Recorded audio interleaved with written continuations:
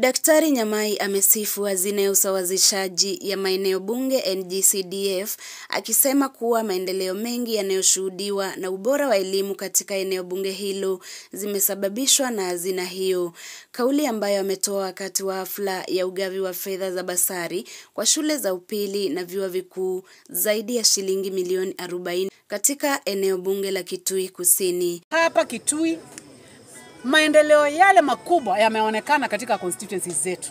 Na mtu akitaka atembee katika constituencies zote, kutoka Kitui South kwenda Kitui Rural kwenda Kitui Central mpaka kule Mwingi North mpaka kule Kitui East kwa Mbai, utapata maendeleo ambayo yanaonekana ni yale ambayo yameletwa na CDF. Tumepeana zaidi ya milioni 46 siku ya leo ambayo ni ile basari ambayo tumeipata. Na hiyo pesa itaweza kufaidi watoto wetu ambao wako katika shule za sekondari, shule za colleges na pia universities zetu. Na tumefaidi watoto zaidi ya 12,000.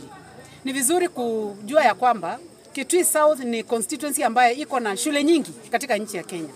Niko na shule 304. Sidhani kama kuna constituency nyingine kwa Kitui ama kwa Eastern Province ama wapi ambayo iko na shule 304. Na ndio sababu nimekuwa nikipiga mlango kule kwa cabinet secretary na kumwandikia barua nikimuomba tuweze kuongezewa pesa ya ujenzi.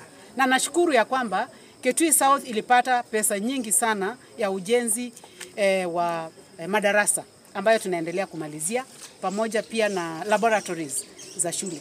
Wakati huo huo, Daktari Kaki amewahakikishia wananchi wa Kitui Kusini ambao mali yao iliharibiwa wakati wa ujenzi wa barabara kuu la Kibwezi Kitui kwamba wataanza kufidiwa hivi karibuni, akisema tayari serikali imetoa shilingi bilioni 1.5 kwa shughuli hiyo. Pia sisi tuko na furaha kama watu wa Kitui South.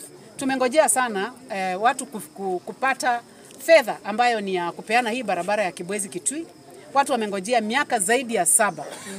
Na wengine wamekuwa wakilia sana. Wanakuja kwa ofisi yangu hapa, wanakuja kwa ofisi yangu Nairobi, wengine wanaenda mpaka kwa Ministry ya Mashamba, wengine wanaenda huko mpaka kwa National Land Commission.